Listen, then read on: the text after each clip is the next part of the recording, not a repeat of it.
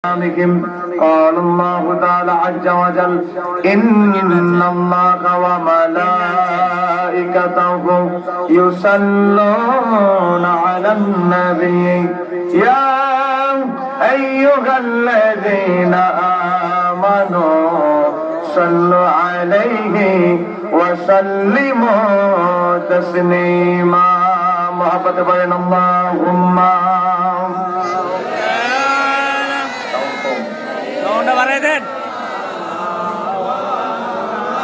محمد وعلى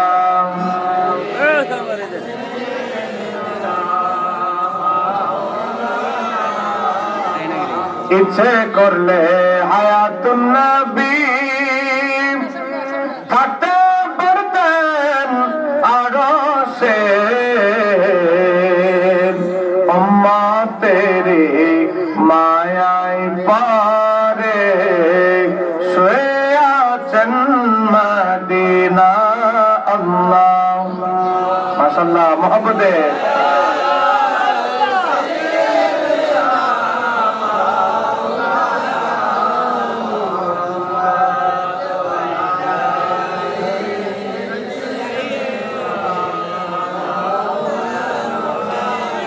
কোথায় আবু বকর কোথায় ওমর কোথায় উসমান কোথায় আলী তোমাদের বিহানে আজকের ইসলাম মদিনার প্রাণে যায় গো চলি আল্লাহ মাশাআল্লাহ জোর হবে মহব্বতে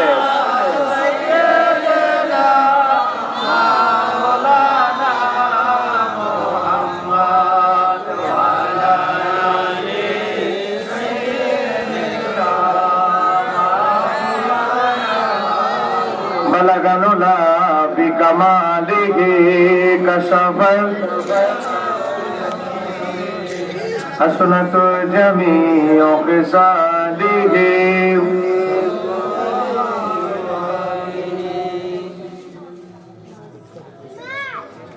মহান রব্বুল আলামিনের দরবারে অজস্র অসংখ্য শুকরিয়া আদায় করছি যে আল্লাহ সুবহানাহু ওয়া তাআলা আমাদেরকে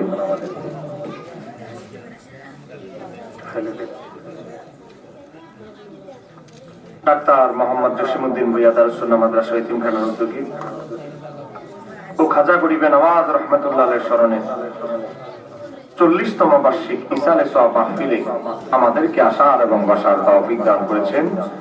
হৃদয় খুলে অন্তরস্থল থেকে বজ্রকণ্ঠে রব্বে জুল জালালের দরবারে শুকরিয়া আদায় জানাই। সবাই বলি আলহামদুলিল্লাহ।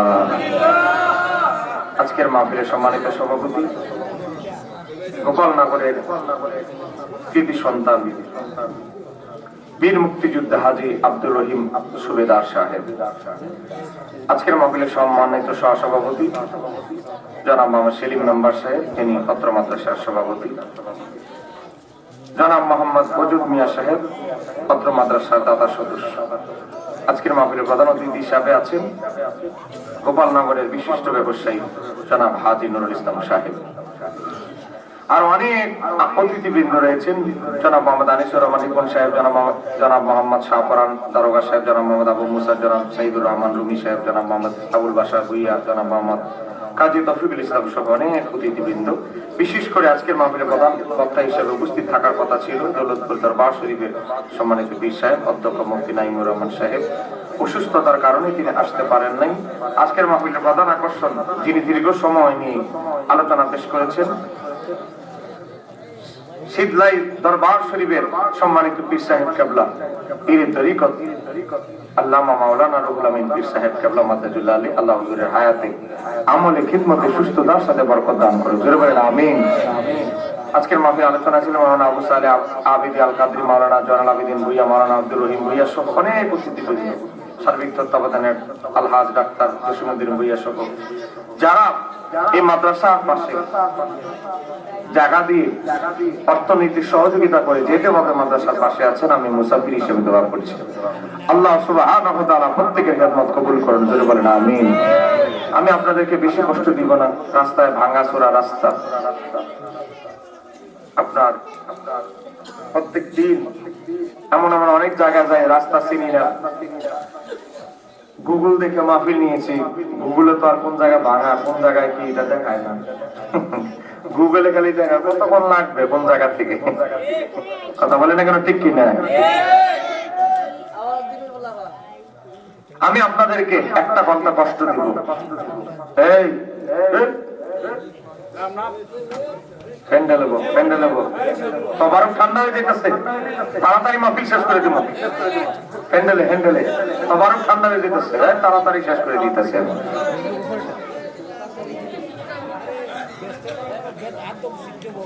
তোমরা বসলেই তাড়াতাড়ি মাহফিল শেষ হবে। যত দূরে থাকবা তত মোনাজাত এত দেরি হবে। আমাকে বিষয় লেখছেন নাকি লিফলেট খাইছে, যে গরম বিষয় দিচ্ছেন চলবনি, নোট লই পারবেন নি। এক করে ওয়াজ করেছে, ওয়াজ ভাবতে পুরা গ্রাম আহলে হাদিস, এলাকা হুজুর লাশ করে যেত, আপনি ওয়াজ করবেন আহলে হাদিস নিয়ে, আজকে ওয়াজ চলবে। সেখানে প্রশ্নের উত্তর, নাবির নিচে হাত পাতা, তারাবে 8 টাকাত না 20 রাকাত, সবে বরাত আইতেছে, কসাবে বরাত বেদাত, সব জবাব দিয়া ওয়াশ করে একবারে আইছে। এখন আপনারা আমার বিষয় দিচ্ছেন হক বাতিলের পার্থক্য চলবে ইনশাআল্লাহ? বলেন হক বাতিলের আলোচনা চলবে? সম্মানিত আমার দিনী ভাইরা, পবিত্র কোরআনুল কারীমের 3টি আয়াত এবং তার তাফসীর তুলে ধরে আমি আমার আলোচনা শুরু করছি। 1 নম্বর সূরা আলী ইমরান আয়াত নম্বর 106। বলেন, কোরআন কি আমার বানানো কিতাব না আল্লাহর কিতাব? জোরে বলতে হবে, কোরআন কার কিতাব? কোরআন আমাদেরকে বলছে, সূরা আলী ইমরান আয়াত নম্বর 106, আল্লাহ বলছে, ইয়াউমা তাবিয়াতু উজুহুন ওয়া তাসওয়াদু উজুহুন, কিয়ামতের ময়দানে উম্মত মুহাম্মাদীর একদল, এক কোয়ালিটির, এক শ্রেণীর মানুষ হবে শুভ্র নূরানী, যাদের চেহারা থেকে নূর নূর চমকাতে থাকবে। এরপরে আল্লাহ বলছে সূরা আলী ইমরান 106 নম্বর আয়াতে, ওয়া তাসওয়াদু উজুহুন, আরেক দলের আরেক শ্রেণীর হবে, তাদের চেহারা কুৎসিত, আমাবস্যার রাত যেমনি ভাবে অন্ধকারময়, তাদের চেহারা এমন কুৎসিত হবে। এবার আমার যদি প্রশ্ন করতে পারেন, হুজুর আল্লাহ যে বললেন কিয়ামতের ময়দানে এক দলের চেহারা শুভ্র নূরানী হবে, আরেক দলের চেহারা কুৎসিত হবে, কাদের চেহারা নূরানী হবে, কাদের চেহারা কুৎসিত হবে? আমরা জানতে চাই। বলেন, জানার দরকার আছে না নাই? বলেন, দরকার আছে না নাই? এবার আসেন, আমি আপনাদেরকে একটা তাফসীর দেখাচ্ছি। আপনাদের এলাকায় এমন অনেক অনুসারী আছে, এই কিতাবের লেখকের ভক্ত অনেক আপনাদের এলাকায় আছে, আপনাদের গ্রামে আছে। এই তাফসীরের খণ্ডের নাম হচ্ছে তাফসীরে ইবনে কাসির। আমাদের জামাত ইসলামের ভাইয়েরা, কওমি ভাইয়েরা, সুন্নি ভাইয়েরা, আহলে হাদিস ভাইয়েরা সবাই এই কিতাব পড়ে। আলিয়া মাদ্রাসায় কামিল ক্লাসে তাফসীর বিভাগে এই কিতাবটা পাঠ্য করানো হয়। যদি কোন নাম মারহাবা। এমএ মাস্টার্স ক্লাসে যে কিতাবটা পড়ানো হয়, সেই কিতাবের গ্রহণযোগ্যতা কি কম না অনেক বেশি? দাখিলে মেট্রিকেও পড়ায় না, আইএও পড়ায় না, কামিলে মাস্টার তাফসীরে পড়ানো হয়। এটা 2 নম্বর খণ্ড। এটার পরে আরো 4 খণ্ড আছে, এটার আগে আরেক খণ্ড আছে। ইমাম ইবনে কাসির তাফসীর ইবনে কাসিরের 2 নম্বর খণ্ড 92 নম্বর পৃষ্ঠার ভিতরে সূরা আলী ইমরানের 106 নম্বর আয়াতে আল্লাহ বলছে, একদল উম্মত মুহাম্মাদীর চেহারা নূরানী হবে। কাদের চেহারা নূরানী হবে? হযরত আব্দুল্লাহ ইবনে আব্বাস বলে, হিনা তাবিয়াতু উজুহুন, হাশরের ময়দানে যাদের চেহারা নূরানী হবে, জান্নাতি হবে, তারা কারা? হযরত ইমাম ইবনে কাসির লেখে, সেই দল আর কোন দল নয়, সেটা একটাই দল, সেই দলের নাম আহলে সুন্নাত ওয়াল জামাত।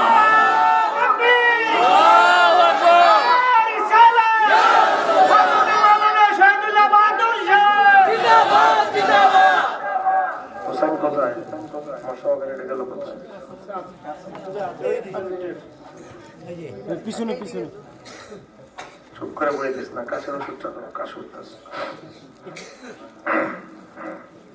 আপনাকে বিরক্ত হচ্ছেন নাকি? আজকে আমার মাহফিল হচ্ছে 3 দিন, আপনাদের একটা 3 নাম্বার চলতেছে। বাদ মাগরিব একটা, বাদ এশা করে এসে একটা, এখন আইয়া ধরলাম একটা। আমরা তো চলতে হয় গিয়া সকালবেলা জুমাটা পড়াইতে হবে, জুমা পড়ায় একদিন 2 দিন। এরপরের দিন সাম করে 2টা শনিবারে, এভাবে চলতেছে। 1.5 ঘন্টা ওয়াজ, আধা ঘন্টা প্রশ্নের উত্তর দেওয়ার পরে সারে মানুষ 2 ঘন্টার আগে তো আর কেউ সারতে চায় না। এবার হলো আমাদের তাহির হিসাব নির্বাচনে দাঁড়াইছে, উনি 238 মাহফিল ক্যান্সেল করে দিচ্ছে। করছে তো করছে, এখন চা দিতে গেছে না কাছে 238 মাহফিল ক্যান্সেল করে কমিটি জ্বালাই দিতেছে। শুধু তাহির হিসাবের পরিবর্তে 1 ঘন্টা হইলে সময় দেন। আমি ভাই জমা চুপ করা যাবে, কোন জায়গায় 2 ঘন্টা বসে করতে 1.5 ঘন্টা কিন্তু করতে হবে। ওয়াদা কি মিস করা যাবে? এমন ওনার চাপ চতুর্দিকে, সব বক্তাই তো চাপ। এখন কোন বক্তার আজকে আর কোন বক্তা করার সুযোগ আছে? সামনে এলো রমজান আসতেছে, গভীর মনোযোগ। আমি আপনাদের কিতাবের বাইরে একটা কথাও বলবো না। 1 ঘন্টা, 1 ঘন্টা আমি আপনাদেরকে সময় চাই। আপনারা চাইলেও আর চলবে না, আমার মোনাজাত দিয়ে দেবো ইনশাআল্লাহ। চলবে তো ইনশাআল্লাহ? কে কে চলে যাবেন হাত তুলে দেখাইবেন।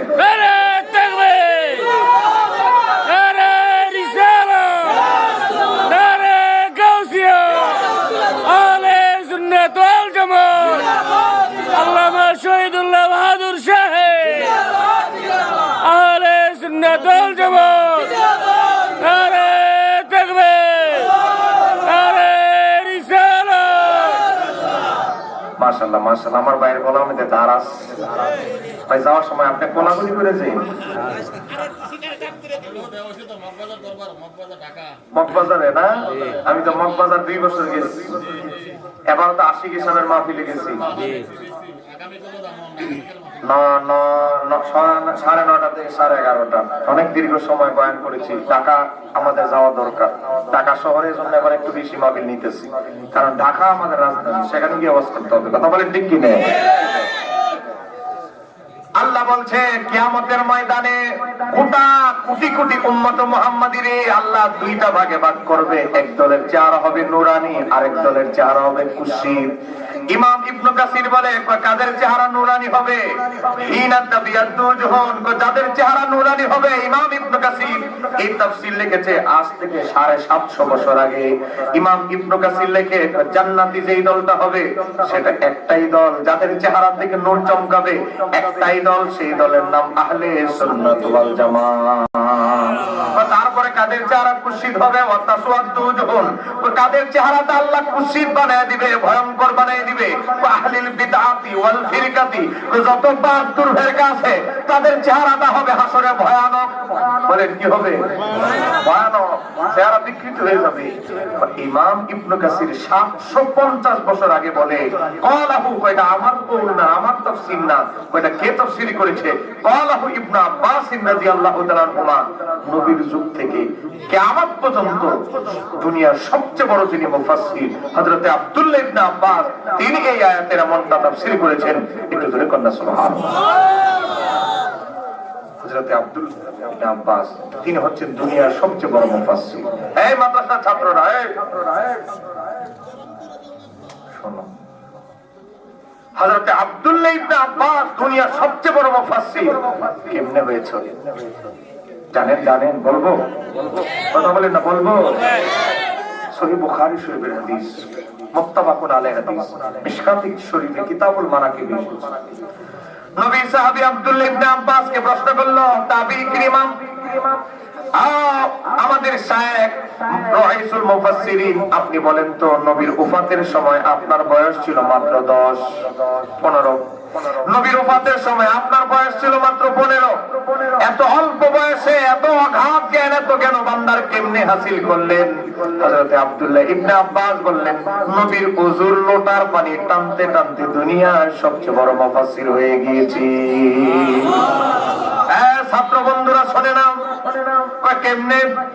আমার বয়স যখন 10। বয়স কত? নবীর সাহাবী আব্দুল্লাহ ইবনে আব্বাস, নবীর চাচাতো ভাই, আবার সাহাবী রাইসুল মুফাসসিরিন, তিনি বলে আমার বয়স যখন 10 বছর বয়স, আমার তাহাজ্জুদের একটু আগে আমার ঘুমটা ভেঙে গেছে। ঘুম ভেঙে গেছে, আর ঘুম আসবে না, একটু পরে তো ফজর। চিন্তা করলো শীতের কনকনে রাত, এখন যদি নবীর জন্য একটু গরম পানি ফুটিয়ে নিয়ে যায়, গরম পানি করে নিয়ে যায়, নবী যদি আমার করা পানি দিয়ে, গরম পানি দিয়ে ওযু করে নবী যদি খুশি হয়, খুশি হবেন কে? বয়স কত? ওয়াজ মনে রাখবেন, আমি 4 ঘন্টার ওয়াজ 1 ঘন্টায় করি, কারণ আমি ডাইনে বামে ভুয়া কথা বলে টাইম নষ্ট করি না। গভীরভাবে লক্ষ্য করেন, হযরত আব্দুল্লাহ ইবনে আব্বাস লোটার মাঝে, বদনার মাঝে গরম পানি করে দাঁড়ায় আছে। হযরতে আব্দুল্লাহ ইবনে আব্বাস দাঁড়ায় আছে, নবী আসবে, ও বাবা পানির পাত্র থেকে ফুটানো পানি দিয়ে ওযু করবে আল্লাহর হাবিব ওযু ইস্তেনজা শেষ করে, পেশাব পায়খানা শেষ করে আল্লাহর হাবিব যখন আসলেন, এসে দেখে একজন বালক, দূর থেকে নবী দেখতেছে একজন বালক পানি নিয়ে দাঁড়ায় আছে। আমার নবী দেখেন, সেটা আর কেউ নয়, নবীর চাচাতো ভাই হযরতে আব্বাস রাদিয়াল্লাহু তাআলা শাহজাদা হযরতে আব্দুল্লাহ। আমার নবী খুশি হয়ে গেলেন, তার গরম পানি দিয়ে ওযু করলেন। তৃতীয় দিন একই কাজ করলেন, আরো বেশি খুশি হয়ে গেলেন। তৃতীয় দিনও গরম পানি ফুটা নবীর জন্য কিয়াম করে আছে, দাঁড়ায় আছে নবীর জন্য অপেক্ষায়।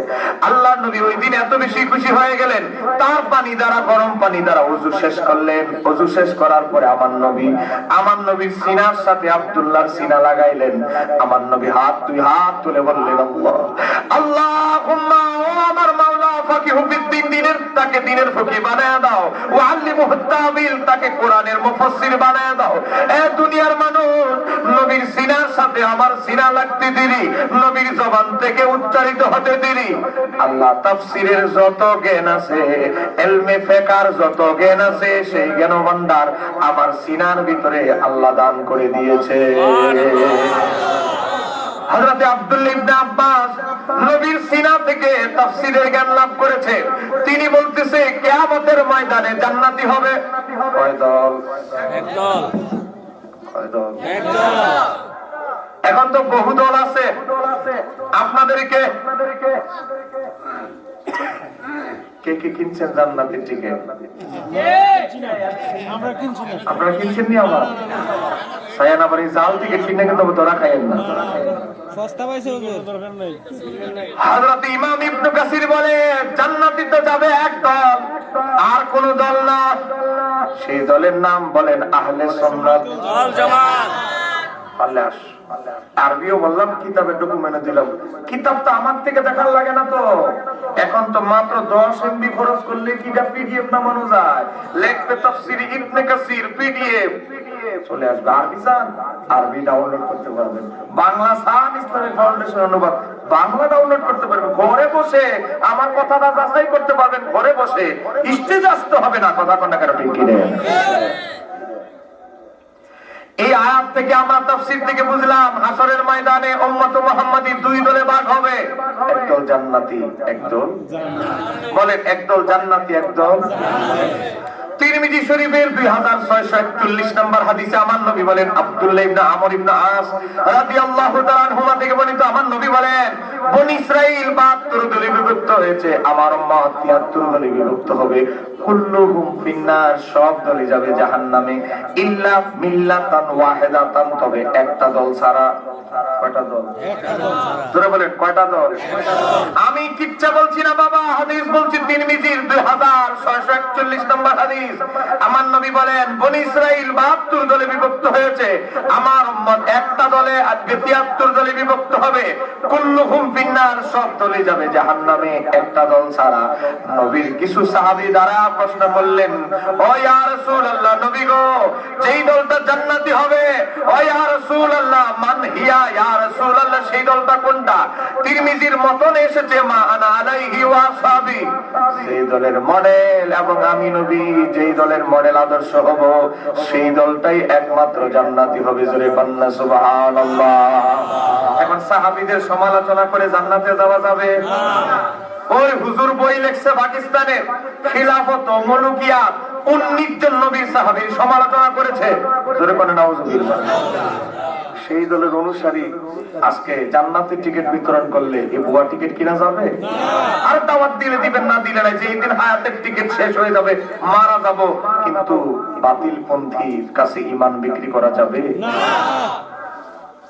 এই হাদিসের আরেক মতনে ইমাম আবু লাইস সামারাকান্দি 373 হিজরি তিনি তাফসীর লিখেছেন, তাফসীরে বাহারুল উলুম প্রথম খণ্ড 456, দারু ইহওয়া ওয়াত তুরাসুল আরবি বই ওই লেবানন থেকে ছাপা, সেখানে হাদিসের মতন এভাবে এসেছে, শব্দ এভাবে এসেছে, ক্বালু সাহাবায়ে কেরাম প্রশ্ন করলেন, ইয়া রাসূলুল্লাহ মা হাযিহিল ওয়াহিদাতু, একমাত্র জান্নাতি দল কোনটা? ক্বাল, আমার নবী বললেন একমাত্র জান্নাতি দল হচ্ছে আহলুস সুন্নাতি ওয়াল জামাতি আল্লাযীনা আনা আলাইহি ওয়া আসহাবি, একমাত্র জান্নাতি দল আমার উম্মতের ভিতরে আহলে সুন্নাত ওয়াল জামাত। আর যেই দলের সেই দলের লোকেরা আমি নবী এবং আমার সাহাবীদের আদর্শ প্রতিষ্ঠিত থাকবে। একটু জোরে বলুন সুবহানাল্লাহ। মনে রাখবেন, সাহাবীদের অর্থনৈতিক অভাব ছিল, পয়সার অভাব ছিল, পেটে পাথর বেঁধেছে রশি দিয়া ক্ষুধার জ্বালা সহ্য করতে না পেরে, কিন্তু রাসূলুল্লাহর মুহাব্বতের কোনো কমতি ছিল না। কথা কোন কথা কোন, নবীর ন্যূনতম গোলামী মুহাব্বতের দাম আছে না নাই? কথা কোন আছে না? আমি তিনটা উদাহরণ দিচ্ছি, মনে রাখবেন। বলেন উদাহরণ কয়টা? এক নম্বর উদাহরণ প্রাচীন যুগ থেকে দেই। এই যে আমার হাতে একটা কিতাব দেখতে পাচ্ছেন, এই কিতাবটির নাম হচ্ছে আল খাসায়েসুল কুবরা, লিখেছেন নবম শতাব্দীর মুজাদ্দিদ ইমাম জালালউদ্দিন সুয়ুতী, যিনি জাগ্রত অবস্থায় আমার নবীকে ৭২ বার দেখেছেন। জালালউদ্দিন সুয়ুতী ৭২ বার দেখল নবীজি, এত দেখার পরেও তার, এত দেখার পরেও তার তৃপ্তি তাহার হলো না। মদিনা মদিনা আশিক মুমিনের ঠিকানা, একটু জোরে হবে, মদিনা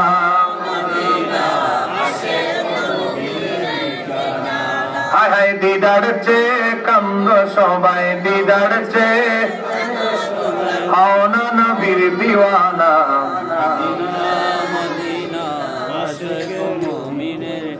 আমার হাতে দেখতে পাচ্ছেন এই কিতাবের 29 পৃষ্ঠা প্রথম খণ্ড, এই 2 খণ্ড, এটা 1 খণ্ড আর 1 খণ্ড গালি দিয়াস। 2 খণ্ড কিতাব লিখতে গিয়ে ইমাম জালালউদ্দিন সুয়ুতী 20 বছর সময় লাগাইছে। কয় বছর? 20 বছর। 3800 মুজিজা একসাথে করেছে। সুবহানাল্লাহ। আপনি আমি কয়টা নবীর মুজিজা বলতে পারবো? শুধু ঘাম মোবারকের উপরে তিনি 19টা ওয়াকিয়া মুজিজা তুলে ধরেছেন। একটু জোরে বলেন না সুবহানাল্লাহ। নবীর চুল মোবারকের উপর 29টা রিওয়ায়াত তুলে ধরেছেন। নবীর চুল মোবারকের কত পাওয়ার, একটু জোরে বলেন না সুবহানাল্লাহ। সেদিকে তো এত সময় ধর আপনারা দিতেন না, সেদিকে তো যাইতে পারতাম না। কিছু মূল কথাগুলো শুধু বলে যাচ্ছি। ফেসবুক টিপতে টিপতে রাতের 2:30 বাজালে আমাদের ছেলেরা মাহফিল আসতে গেলে যত অ্যালার্জি খাইছেন, কথা কন। আজ থেকে 15-20 বছর আগে হাড়ি কিন দিয়া পড়তাম, কি দিয়া? মাঝে মাঝে তেল থাক, গ্যাস তেল থাকতো না। আস্তে আস্তে আস্তে আস্তে আস্তে আস্তে হাড়ি কেনের সুতাটা নিভে যেত। কথা বলেন, কথা বলেন। আর আমাদের বাচ্চা সারা হারে চাঁদের আলোয় পড়াশোনা করে, কথা কন। এই দামি দামি খাতার কলম হারে কচু পাতার লেখিয়া পাকিস্তান আমলের আমার বাবারা 80 দশকে কলা পাতাতে লেখিয়া পরীক্ষা দিয়েছে। কথা কথা কারো ঠিক কিনা? মিনি কেটে চলে না, মিনি কেটে 1 নাম্বারটা লাগবে। আর আমার বাচ্চা সারা আটার জাউ খাইয়া লেখাপড়া করে। এই মুরব্বিরা কথা কন না কেন? তোমরা আটার যাও, আলু ভাত, এরা তো কইবে এগুলো কি করে, এরা মনে করবে এগুলো বুঝতে তো সাহাবাবাজি করতেছে। কিন্তু যারা মুরব্বি এরা বুঝবে ঘটনা কি সত্য না মিথ্যা। কথা কম। কত বাতের মার আমাদের বাবিরা ফালায় দেয়। বাতের মারের দাম আপনাদের সময় ছিল কি ছিল না? ভূতের বউ যদি ভূত আমার হাত লাগিয়া বাতের মার পড়ে যেত, ভূতের বউর মন মেজাজ জানে না শাশুড়ি আকাশুরে লাইবা তাফসীর কইরে। কথা কম। বাতের মারেরও এত হিসাব দিতে হতো পুত্রবধূরা, আর এখন শাশুড়িরও বোবা হয়ে থাকে পুত্রবধূর বয়ে। আর আমাদের বাপসাদের যুগে পুত্রবধূরা ভয় আতঙ্কে থাকতো, বাপের মা যদি 19 বিষয়ে পড়ে যায় তাহলে আজকের দিনটা খারাপ আছে। আর সেখানে শাশুড়ির আতঙ্কে থাকে পুত্রবধূ। হাড়ি কেনে পড়তে গিয়া সারাদিন ঘুমাইতে আসতে, এখন ঘুমাস কেন? হাড়ি কেন উল্টায় পড়ে যেত। আর এখন মা, আমাদের মা শাশুড়িরা বাবিরা বলে বাবা ঘুমাস না, ফেসবুক আর কত টিপবি, ঘুমাস না। এখন ঘুম পড়াই তো চায়, আর তখন হারি কেন বুঝে যেত ঘুমের জ্বালায় মা কোথায় তো না জানো ঘুমায়, আর এখন ঘুম পাড়াইতে চায়। 15-20 বছরে পরিবর্তন কত হয়ে গেছে কথা কম। রাগ করতেছেন নাকি? আমার কথাগুলো অবাস্তব না বাস্তব? ওই মাইকটা ঠিক করে না। কলা খাইয়া লইব আমার ফ্যান্ডেলে সাউন্ড, ভিতরে অনেক দূর থেকে সাউন্ড পাইছি আমি আমার গাড়ি দিয়ে। ফ্যান্ডেলে আওয়াজ রাখো, সবসময় মাইকের ব্যবসা করবা, ফ্যান্ডেলে বক্তা বরাবর একটা মাইক দিবা, বক্তা যেন বুঝে। আমার গলা কিন্তু ভাঙা না, আমার কথা শুনতেছেন আপনারা? বুঝাচ্ছেন না আমার গলা ভাঙা হুজুর, আপনি আমার উপরে সবাই দিতেছেন ভাই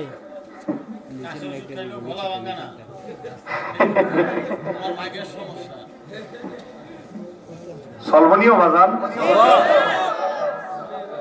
3টা কইছি উদাহরণ। 1 নম্বরে আছে বনি ইসরাইলের যুগে মুসা আলাইহিস সালামের এক উম্মত। আমাদের সমাজে কিছু নামদারি মুসলমান আছে, খালি সপ্তাহে জুমার নামাজ ছাড়া কোনো নামাজে যায় না। আমার কিছু আছে 7 বছরে 2টা ঈদের নামাজ ছাড়া কোনো নামাজে দেয়া যায় না।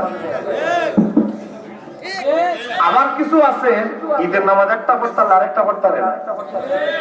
আবার কিছু মুসলমান আছে ঈদের নামাজও 2-3 বছর আগে একবার পড়ছে, আর পরে কখনো নাই।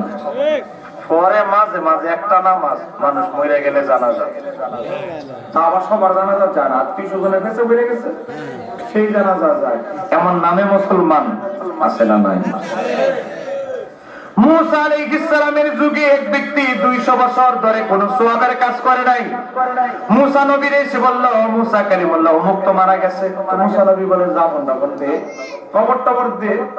কবর দিবে, আর জীবনে সওয়াবের কাজ করতে আমরা কোনোদিন দেখি নাই। তাহলে তো বিধান আছে, বিধান আগেরটাই চলে। কই কি, একজনে 2টা হাত ধর, একজনে 2টা পা ধর, 2টা ময়লা ডাস্টবিনে নিয়ে ফেলে। ওই যুগে তার এই ডিজিটাল বা ডাস্টবিন ছিল না, আমার ময়লা টয়লা শহরে রাখতো, এক জায়গায় ফালাই দিয়ে আসছে। কাপড় যা পরা ছিল সেটা দিয়ে। তাদের বিধান ছিল অনেক কঠিন। হযরত মুসা আলাইহিস সালাম এই আদেশ দেওয়ার পরে ফাওহাল্লাহু ইলা মুসা, আমার আল্লাহ সঙ্গে সঙ্গে মুসা নবীর উপরে ওহী নাযিল করলেন। ও মুসা কালিমুল্লাহ, আমার এক আশিকিন জাকিরিন বান্দার লাশকে তোমার উম্মত ময়লায় ফেলে দিয়েছে তোমার হুকুম শুনে। হে মুসা কালিমুল্লাহ, আমি রব্বিকুল জালাল, আমি হুকুম দিচ্ছি তুমি নিজে গিয়ে ময়লা আবর্জনা থেকে লাশ উঠায়া আমার সেই বান্দার লাশটা উঠায় আতর খুশবু মেখে নিজে জানাজার ইমামতি করে নিজ হাতে তাকে দাফনের ব্যবস্থা করো। আল্লাহর আদেশে ফতোয়ার বিরুদ্ধে, আল্লাহর বিরুদ্ধে ফতোয়া দেওয়ার ক্ষমতা কারো আছে? সবকিছু শেষ। মুসা আলাইহিস সালামের বনী ইসরাইলের জাতি হলো পৃথিবীতে সর্বশ্রেষ্ঠ এমন জাতি যারা অতিরিক্ত নবীদেরকে প্রশ্ন করে। কোন নবীর জাতিরা এত প্রশ্ন করতো না নবীদের। আপনি নিজে বললেন ময়লা ফেলাই দিতাম, আপনি নিজে উড়াইতেছেন, ময়লা থেকে উড়াইতেছেন। রবের আদেশ। তোমরা তো আপত্তি জানাইতে পারছো, আমারও প্রশ্ন করতে পারছো। আমি যদি মুসার প্রশ্নটা সঙ্গে সঙ্গে করতাম, নবুয়তের দপ্তর থেকে আমার নাম কেটে দেওয়া হতো। আমি জানবো, তোমরাও জানবা। আমি যখন জানতে পারবো, তোমরাও জানবা। সকালবেলা তুর পাহাড়ে গেল, রাত্রেবেলা সারা রাত চিন্তা করছে। সকালবেলা তুর পাহাড়ে গিয়ে ক্বালা ইয়া রব্বি, হে আমার রব, হে আমার প্রতিপালক, বনি ইসরাঈল শাহিদু আন্নাহু আসাকা মিয়াতাই সানাতিন। বনি ইসরাঈলের সব মানুষ বলছে, মাওলা 1 বছর নয়, 2 বছর নয়, 200 বছর সে তোমার নাফরমানি করেছে। ও মাওলা, কি এমন আমল সে করেছে যার কারণে আমার মতো ব্যক্তিরে দিয়া তার লাশ উঠায়া ময়লা আবর্জনা থেকে উঠায়া গোসল টোসল দিলা। মাওলা, নিশ্চয়ই তার আমল নামায় ভালো কিছু আছে। আমার আল্লাহ ফাওহাল্লাহু ইলাইহি সঙ্গে সঙ্গে ওহী নাযিল করলেন, ও মুসা কালিমুল্লাহ, তুমি সঠিক বলেছো। তোমার যত উম্মত আছে তারা যা বলেছে হাকাযা কানা, এটাও ঠিক। তবে তার আমল নামায় এমন একটা আমল আছে যেটা পৃথিবীর কেউ জানে না, জানি আমি আল্লাহ। আল্লাহ সেটাই আমারে বলো। আন্নাহু কানা কুল্লামা নাশারাত তাওরাতা, তোমার এই উম্মত সে ছিল শিক্ষিত, মানে সে ছিল। তারপরে তাওরাতের একটা কপি আছে, লেখা কপি। সে যখন তাওরাত পড়তে যাইতো, বলেন তাওরাত কিতাবে আমার নবীর নাম ছিল কি ছিল না?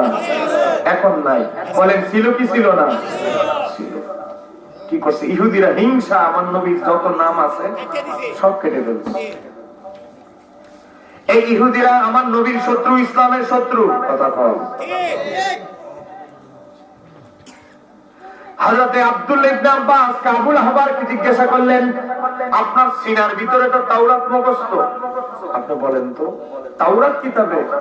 কাবুল আহবারকে জিজ্ঞাসা করতেছে রাইসুল মুফাসসিরিন আব্দুল্লাহ ইবনে আব্বাস, তাওরাত কিতাবে নবীর নাম টোটাল কয় জায়গায় ছিল? আরে আমার ভাইয়েরা মনোযোগ দিয়ে শুনেন, এই গ্রামের নাম কি? গোপালনগর। হযরতে কাবুল আহবার বলে, তাওরাত কিতাব নাযিল হয়েছে মুসা নবীর উপরে। মুসা নবীর নাম উল্লেখ ছিল 40 জায়গায়, আর তাওরাত কিতাবে আমার নবীর নাম উল্লেখ ছিল 200 জায়গায়। ওই পাগলা এমনি এমনি পাগল হয় না। আমার আল্লাহ বলে, ও মুসা কালিমুল্লাহ শোনো, আন্নাহু কানা কুল্লামা নাসারা তাওরাতা, তো সে যখন তাওরাত শরীফ খুলতো পড়ার জন্য, ও আনাজারা ইলা ইসমি মুহাম্মাদিন সাল্লাল্লাহু আলাইহি ওয়াসাল্লাম, আমার হাবিবের নাম মুহাম্মদ নাম মোবারক তাওরাতে যত জায়গায় সে দেখতো, কি করতে জানো? কব্বালাহু, চুমু খেত। সুবহানাল্লাহ। কব্বালাহু, চুমু খেত আমার হাবিবের নাম তাওরাতের পাতা থেকে চুমু খেয়ে কি করত? ওয়াদা ওয়ালা আইনাইহি, চুমু খেয়ে চোখে মালিশ করত। ওয়া সাল্লা আলাইহি, এবং এক মর্তবা আমার বন্ধুর উপরে দুরূদ ও সালাম পাঠ করত। আমি আল্লাহ, আমি ওই তোমার এই উম্মত আমার বান্দার প্রতি এত বেশি খুশি হয়েছি আমার হাবিবের তাজিম করার কারণে, মুহাব্বত করার কারণে। ফাশাকারতু লাহু যালিকা, আমি আল্লাহ খুশি হয়ে আমার এই বান্দার কি করেছি জানো? ওয়াগাফারতু যুনুবাহু, আমি আল্লাহ তার 200 বছরের গুনাহ হিস্টরি থেকে, গুনাহ তার হিসাবের খাতা থেকে 200 বছরের গুনাহ আমি মাফ করে দিয়েছি। এখানে শেষ নামাজ বস্তু হিসাবে ইলাহাওড়া জান্নাতে তার সাথে বিয়ে দেওয়ার জন্য আমি আল্লাহ 70টা হুরকে আমি অলরেডি প্রস্তুত করে রেখে দিয়েছি। আপনারা বলেন, সে কি ওই লোকটা কি আমার নবীর উম্মত না মুসা নবীর উম্মত ছিল? মুসা আলাইহিস সালামের উম্মত হয়ে সে যদি আমার নবীর উপরে দুরূদ শরীফ পড়ে, নবীর নামকে তাজিম করে, জান্নাতে 70টা হুরের মালিক হয়, জান্নাতুল ফেরদাউসে তার বাড়ি হয়। আমরা নবীর উম্মত হয়ে নবীর নামকে তাজিম করে, নবীর মহব্বত করে দুরূদ শরীফ পড়লে আমাদের অবস্থা কি ওই ব্যক্তির চেয়ে খারাপ হবে না ভালো হবে? বলে খারাপ হবে না ভালো হবে? ওই ব্যক্তির চেয়ে কম ভালো হবে না বেশি ভালো হবে? বলে নবীর মহব্বতের মূল্য আছে না নাই? আছে না নাই? আপনাদেরকে দ্বিতীয় উদাহরণে যাচ্ছি। উদাহরণ নাম্বার 1 গেল, উদাহরণ নাম্বার আবার কত? ঘুমাই যাচ্ছেন নি ভাইয়েরা? উদাহরণ নাম্বার কত? এবার বলবো সহিহ বুখারী শরীফ থেকে। সহিহ বুখারী শরীফের হাদিস, আমার নবীর 10 জন খাদিম ছিল। কয়জন? 10 জন। স্পেশাল খাদিম ছিলেন হযরতে আনাস ইবনে মালিক রাদিয়াল্লাহু তাআলা। হযরতে আনাস ইবনে মালিক রাদিয়াল্লাহু তাআলা বর্ণনা করেন, আল্লাহর হাবিবের জামানায় মদিনা শরীফে একজন ইহুদি বালক ছিল। বালকটা কি মুসলমান না ইহুদি? মুসলমান না ইহুদি? ইহুদি। ইহুদি বালক ছিল। আল্লাহর হাবিব সাল্লাল্লাহু আলাইহি ওয়াসাল্লামের জামানায়, আজ থেকে 30-25 বছর আগে যান, 20 বছর আগে যান, একজনে কামাই করতো 7-8 জন খাওয়াইয়া। ঠিক আছে, কথা কোন বাবা? তাও যারা সৎ কর্মঠ মানুষ, তারা তাদের সন্তানের 7 জনই মানুষ করতে পারছে। যারা সফল মানুষ, তারাই হচ্ছে সফল মানুষ। কথা কর ঠিক কিনা? জন্ম দিলেন আর ছেলে ইয়াবা খাইলো না কি করলো ছাইরা দিলেন, এটা কোনো পিতার গুরুত্ব না, পিতারও কোনো মূল্য নাই। মরে যাবেন কিন্তু কবরে কিছু ডুববে না, কারণ এই ছেলে তো ফেন্সিডিল বোতল একটা খাইছে, আরেকটা কখন খাইবে বুঝবে। এই চিন্তা করবে, বাপ মার জন্য দোয়া করবে, দান সৎকার করবে, টেনশন আছে তা বাপের কবরে ফাঁসি দিয়ে হাঁটবে, মাথা গুলাইতেছে কোন সময় আরেক বোতল সংগ্রহ করবে। কথা কর। চোর ডাকাত থেকে সম্পদ হেফাজতের জন্য আমরা তালা দিয়ে রাখি, চাবি দূরে লুকাই রাখি। একজন মা মাদকাসক্ত থেকে গহনা গাটি সম্পদ হেফাজতের জন্য চোরের মতো চাবি লুকায় রাখে। কথা কর, কোনো পার্থক্য নাই। চোর ডাকাত থেকে যেভাবে বা সম্পদ বাঁচানোর জন্য চাবি লুকায় রাখে, একটা সন্তান যদি মাদকাসক্ত হয়ে যায়, পেন্সিডুল করা হয়, ট্যাবলেট করা হয়, মা আতঙ্কিত তাকে চোরের মতো চাবি এমন জায়গায় লাগবে লুকাই তুলব যেন আমার পেন্সিডুল গোলা খুঁজে না পায়। বাস্তব না বাস্তব? একটু বিবেক দিয়ে মিলাবে। একটা ছেলে মায়ের গর্ভে থেকেই মাদকাসক্ত হয় না, অসৎ সঙ্গের কারণে মাদকাসক্ত হয়। কথা না কেন ঠিক কি নেই? এই বাইরে যারা আছো, আগুন কি ফোয়ানো শেষ হয় নাই রে? তাড়াতাড়ি আয়। হ্যাঁ, ব্যান্ড পার্টি কি শেষ হয় না? নি কেউ আপনারা কি রাগ করতেছেন? 2 নাম্বার ঘটনাটা বলবনি? সাউন্ডটা ঠিক রাখিস ভাই, মোটামুটি ঠিক আছে। এখন মাইক হইলে আমরা সত্যি মাইক নষ্ট তো আমাদের জীবন শেষ। এক ইহুদি বালক আগের দিন খায় নাই, পরের দিন দুপুর বেলা হয়ে গেছে, খাবার চাইতে গেছে, মা লাকড়ি দিয়ে পিটাইতে বাবা ঘর থেকে বের করে দিয়েছে। মনের কষ্ট, এখনো 1.5 দিন ধরে খাওয়ান নাই। দ্বিতীয়ত হলো মারধর করছে, বকাঝকা করছে, মানসিক কষ্ট। এই দুইটা জিনিস একসাথে নিয়ে ঘুরতেছে আর হাঁটতেছে। হাঁটতে হাঁটতে একটা খেজুর গাছ পাইলো, খেজুর গাছে একটু হেলাম দিল, হেলাম দিয়ে দেখতেছে আল্লাহ হাবিব মসজিদে নববী থেকে বের হয়েছে। এর আগে নবীরে কখনো দেখে নাই। আমার নবীর চেহারা নোয়ার দেখতে দেরি। ইহুদি বালক বলে, কোথায় যেন আমার পেটের ক্ষুধা হারিয়ে গেল, কোথায় যেন আমার মনের কষ্ট হারিয়ে গেল। একটু জোরে বলেন না সুবহানাল্লাহ। ইহুদি বালক বলে, ঘটনা কি? কি এমন এক মানুষ যার চেহারা আর দেখতে দিলি আমার মনের কষ্ট দূর হয়ে গেল, কোথায় আমার ক্ষুধা হারিয়ে গেল? ইহুদি বালক পরীক্ষা করার জন্য আরেকদিন আসলো, একই অবস্থা হলো। মাঝে মাঝে বেশি যন্ত্রণা, ক্ষুধার যন্ত্রণা হলে দূর থেকে এক ধ্যানে আমার নবীর চেহারা আনোয়ারের দিকে তাকায় থাকে। আমার নবী একবার হঠাৎ করে কিছুদিন ধরে লক্ষ্য করলেন, আমার নবী ইহুদি বালকের দিকে তাকায়। আমার নবী বললেন, এই ওই বালক, তাও এদিকে আস। ইহুদি বালকটা আমার নবীর দরবারে আসলেন। আল্লাহ হাবিব সাল্লাল্লাহু আলাইহি সাল্লাম বললেন, এই তুমি তো মুসলমান না? জি, আমি ইহুদি। তুমি চেহারা দেখে তো বোঝা যায় তুমি অনেক ক্ষুধার্ত। তুমি কি আমার কাছে কিছু চাও, খাবার বা কিছু? তোমার কোনো প্রয়োজন আছে? ইহুদি বালক বললেন, আমি ক্ষুধার্ত ছিলাম, তবে এখন আমার পেটের আর ক্ষুধা নাই। আমার মনে অনেক কষ্ট ছিল, এখন আর কষ্ট নাই। কেন, কি হয়েছে? এখন কষ্ট কোথায় চলে গেল, ক্ষুধা কোথায় চলে গেল? আপনি বিশ্বাস করেন কিনা আমি জানি না, আপনার চেহারা আনোয়ারের দিকে তাকালে যতবারই আমি আসি আমার ক্ষুধার যন্ত্রণা কোথায় যেন হারিয়ে যায়। আমি দূর থেকে আপনার দেখি, আপনি কি বিরক্ত হন আপনার দিকে তাকালে? না না না, বিরক্ত হবো কেন? তাহলে তোমার কিছু খাবার কিনে দিই, বলো তুমি কিছু চাও আমার কাছে? ইহুদি বালক আমার নবীর বললেন, ইয়া রাসূলুল্লাহ, আপনি যেহেতু চাওয়ার সুযোগই দিয়েছেন, তাহলে একটা জিনিস চাই। কি বলো? আমি আপনার পিছনে যে দাঁড়ানো আছে হযরত আনাস, আনাসের মতো আমিও মাঝে মাঝে আপনার খেদমত করতে চাই।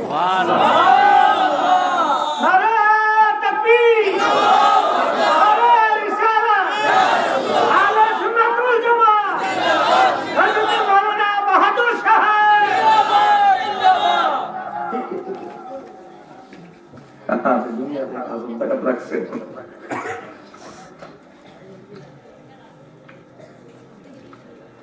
আল্লাহ হাবিব তার সিনার ভিতরে তাকায় দেখে সত্যি তার সিনার ভিতরে আমার নবীর প্রতি মহব্বত সৃষ্টি হয়ে গেছে। একটু জোরে বলেন না সুবহানাল্লাহ।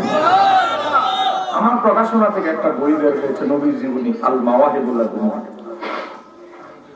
কিছুদিন আগে এক হিন্দু আমারে কল দিস, খাদেমরে বলতেছে হুজুরের সাথে কথা বলবো, আমি একজন হিন্দু। কথা বললাম, সে বলে হুজুর নবীর এই জীবনী পড়ে নবীর প্রতি আমার ভালোবাসা বেড়ে গেছে। আপনি ওয়াজ শেষ করলে আমি আপনার মাধ্যমে আমি মানুষকে জানাইতে চাই, নবীর এই যে মহান জীবনী পড়ে আমার হৃদয়ে অনেক পরিবর্তন ঘটেছে। একটু ধরে কন্যা সুবহানাল্লাহ। রিচার্জ করতে হবে, বিধর্মী তার কাছে আমার নবীর সৌন্দর্য তুলে ধরতে হবে। কেন ঠিক কি না? আমার নবী বললেন, যা তুই তো আমার কাছে কিছুই চাস নাই, খেদমত দিতে করতে চাইছিস, অনুমতি দিলেন। এই ইহুদি বালক যখনই অবসর থাকতো নবীর কাপড় কেচে দিতেন, বাজার এনে দিতেন। হঠাৎ করে ইহুদি বালক অসুস্থ, তো বিছানায় পড়ে গেছে। আমরা যাকে বলি কুমিল্লার ভাষায় জব বন্ধ হয়ে গেছে, মুমূর্ষ অবস্থায় চলে গেছে। কথা বলে না কেন ঠিক কিনা? আমার নবী খোঁজখবর নিয়ে আমার নবী তার হায়াতের বাজেটের দিকে তাকায় দেখে তার হায়াত আছে আর মাত্র 1 ঘন্টা। কয় ঘন্টা? 1 ঘন্টা। কিছুক্ষণের ভিতরেই তার রূহ কবজ করা হবে। আমার নবী দ্রুত গতিতে তার বাড়ির দিকে রওনা দিলে, একদিকে নবী রওনা দিয়েছে, একদিকে আজরাইল রূহ কবজ করার জন্য রওনা দিয়েছে, দুই দিকে দুইজন রওনা দিয়েছে। আমার নবী হযরতে ওই সাহাবী পরবর্তীতে মুসলমান হয়েছে ইহুদি বালকের বাড়ির সীমানায় যখন ঢুকে গেলেন, আজরাইল আলাইহিস সালাম তার আগে নবীর আগে ঢুকে গিয়ে ইহুদি বালকের ঘরে ঢুকে গেলেন। ইহুদি বালকের সামনে দাঁড়ায় গেলেন রূহ কবজ করার জন্য। অমনি আমার নবীও পিছনে দরজা দিয়ে ঢুকে গেলেন। আজরাইল আলাইহিস সালাম তাকে দেখে যে ইহুদি বালকের রূহ কবজ করবে, তাকে দেখার জন্য স্বয়ং রাহমাতাল লিল আলামিন হাজির হয়ে গিয়েছে। আজরাইল পড়ছে 2 নৌকা পা দেওয়ার মতো। এখন যদি রুডা নিয়ে যাই, নবী যদি বিরক্ত হয়, আমার খাদেম কথা বলার সুযোগটাও দিলা না আজরাইল, তুমি নিয়ে গেলা। নবী যদি বিরক্ত হয়, কষ্ট পায়, কষ্ট পাবেন কে? আল্লাহ যদি জিজ্ঞাসা করে অমুকের রুটা দেরিতে কেন নিলি, বলবো আল্লাহ তোমার বন্ধুর খাদেম ছিল, তোমার বন্ধু শেষ কথাটাও বলতে পারেন নাই, শেষ কথাটা বলার জন্য সুযোগ দিয়েছিলাম। আল্লাহ প্রশ্ন করবে না, কিন্তু আল্লাহ যদি প্রশ্ন করে আমার হাবিবকে কেন কষ্ট দিয়েছিস, আমি আজরাইল কি জবাব দিব? আজরাইল আস্তে আস্তে আস্তে করে ঘরের কর্নারে দাঁড়ায় রইলেন। কিয়ামত অবস্থায় তাজিমের সাথে দাঁড়ায় আছে, নবী কখন সিগন্যাল দিবে? সুবহানাল্লাহ। আমার আপনার জন্য 1 মিনিট আজরাইল দাঁড়িয়ে করবে? সুলাইমান আলাইহিস সালামের মতো ব্যক্তি, যার কথা বাতাস শুনতো, জোরে বলেন সুবহানাল্লাহ, বলতো দেরি অমুক জায়গা আমারে নিয়ে যা, বাতাসে মুহূর্তের মাঝে নিয়ে যেত। সেই ব্যক্তিরে 5 মিনিট সময় আজরাইল দেয় নাই। কথা কোন ঠিক কিনা? এই প্যান্ডেলে বাইরে কথা বলতেছ কেন? হ্যাঁ, মাহফিলে না আসলে দূরে যাও, কিন্তু কথা বলতেছ কেন? বাম দিকে একজন একজন একজন যান, একজন যান, এই বাম দিকে। ওয়াজটা মাত্র গুছাই আনছি, পরিবেশটা ঠিক করতেছি, আমি ডিস্টার্ব করলে যাবেন না। আপনাদের মনোযোগ আছেন ইনশাআল্লাহ? বাবা 2 নাম্বারে আছি, চলবে তো ইনশাআল্লাহ? আজরাইল আলাইহিস সালাম আমার নবীর দিকে, নবীর তাজিমে কোণায় দাঁড়ায় আছে। আমার নবী ইহুদি বালকের মাথার শিওরের পাশে বসলেন। আমার নবী শিওরে বসার পরে আমার নবী ফাকাদা ইনদারা আসিহি, তার মাথার পাশে বসলেন। বললেন, ও ইহুদি বালক, ফাকালালাহু আসলিম, ও ইহুদি বালক তুমি ইসলাম কবুল করো, তোমার হায়াত একেবারেই শেষ, একেবারেই শেষ। কিছুক্ষণের মাঝে আজরাইল তোমার রূহটা নিয়ে যাবে, তুমি ইসলাম কবুল করো। জান্নাত তোমার জন্য অপেক্ষা করছে, জান্নাত আর তোমার মাঝখানে একটা দেয়াল মাত্র আছে। আমি নবী চাই তুমি সেই দেয়ালটা ভেঙে ফেলে জান্নাতুল ফিরদাউসে আমার কাছাকাছি অবস্থান করো। বলেন, যে যাকে ভালোবাসে তার সাথে তার হাসর হবে। কথা কম। ইহুদি বালক কি করলেন? ফানাযারা ইলা আবিহি, বালকটা তার বাবা দিয়ে তাকাচ্ছে। বাবা কি ইশারা দেয়, সিগন্যাল দেয়, কথা তো বলতে পারতেছে না, ভালো করে শেষ স্টেটে আছে। ফানাযারা ইলা আবিহি, বাবার দিকে তাকাইছে, বাবা কি সিগন্যাল দেয়? বাবা চিন্তা করতেছে, আমার ছেলে ওনার খেদমত করছে, এবং আমার ছেলে উনাকে মানে নবীর কথা বলতেছে, উনারে ভালোবাসে, উনিও আমার ছেলেরে ভালোবাসে, দুইজন দুইজনকে ভালোবাসে, ভালোবাসার টানে আমার বাড়িতে চলে এসেছে।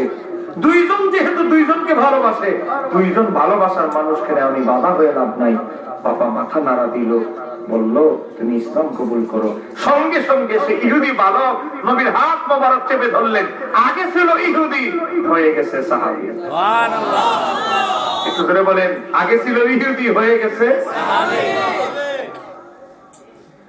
আমার নবী আঙ্গুল মোবারক ইশারা দিলেন, আঙ্গুল ইশারা দিতে দিতে সাথে সাথে ইহুদি বালক মারা গেল। আমার নবীর পিছনে এক সাহাবী দাঁড়া বলে, ইয়া রাসূলুল্লাহ, আপনি আঙ্গুলটা ইশারা দিতে দেরি, বেচারা মারা যেতে দেরি নাই, ঘটনা কি? আমার নবী বলে, আমি এমন কিছু দেখি তোমরা দেখো না। এই বালকের রূহ কবজ করার জন্য আজরাইল অপেক্ষায় আছে, আমি নবীর সিগন্যালের অপেক্ষায় আছে। আমি নবী সিগন্যাল দিতে দেরি, রূহটা কবজ করে নিয়ে যেতে দেরি নাই। জোরে কন্যা সুবহানাল্লাহ। এরপর আমার নবী কি করলেন? সহিহ বুখারী 1356 নম্বর হাদিস বলছি আমি। আমার নবী বললেন, আলহামদুলিল্লাহিল্লাযী আনকাদাহু মিনান নারি। আল্লাহ আলহামদুলিল্লাহ, আমি তোমার দরবারে শুকরিয়া আদায় করছি, তুমি আমার এক খাদেম গোলাম রে জাহান্নামের দরজা থেকে তুমি জান্নাতে প্রবেশ করিয়ে দিয়েছো। আপনাদের কাছে আমার প্রশ্ন, হাদিস বললাম বুখারী 1356, আপনাদের কাছে জানতে চাই, এই যে ইহুদি বালক থেকে নবীর সাহাবী হলেন, গোলাম হলেন, কালেমা পড়তে দেরি, মারা যেতে দেরি নেই। এই ছেলেটা এক রাকাত নামাজ পড়তে পারছে? হজ করতে পারছে? যাকাত দিতে পারছে? বাহ্যিক ভাবে দেখলে মনে হবে তার আমলনামায় কিছুই, কিন্তু না, তার আমলনামায় দুটি ভারী বস্তু নিয়ে গেছে। একটি রাসূলুল্লাহর মহব্বত, দুই নাম্বার রাসূলুল্লাহর গোলামি। একটা ভারী আর কোন আমল হতে পারে? ও হাবিরে তো বললেই কি আমল, মহব্বতের আবার কি? হ্যাঁ, রাসূলুল্লাহর খেদমত গোলামি, এটা আর কি? কিন্তু এটা যে জান্নাতুল ফিরদাউসে ঢুকাই দিতে পারে, এই আত্মাস তো তাদের নাই। কথা কথা করে ঢুকিয়ে রাসূলুল্লাহর গোলামি কি খুঁজে দেখো মিশকাতে মুজাদ্দাদ অধ্যায়ে। রাসূলুল্লাহর 10 জন খাদেমের একজনের নাম হচ্ছে হযরতে সাফিনা।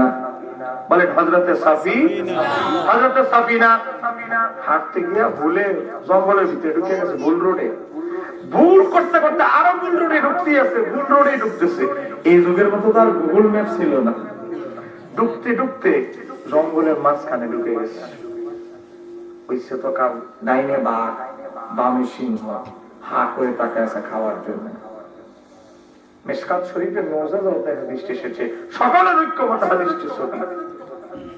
হযরত সাফিনা সিংহরে বাঘরে বলতে লাগলো, এ বাঘ, এ সিংহ, কার দিকে হা করে তাকাইছো? জানো আমি কে?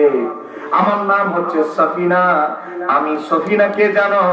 এই 2 হাত দ্বারা 7 বছর আল্লাহর হাবিবের গোলামি করেছি।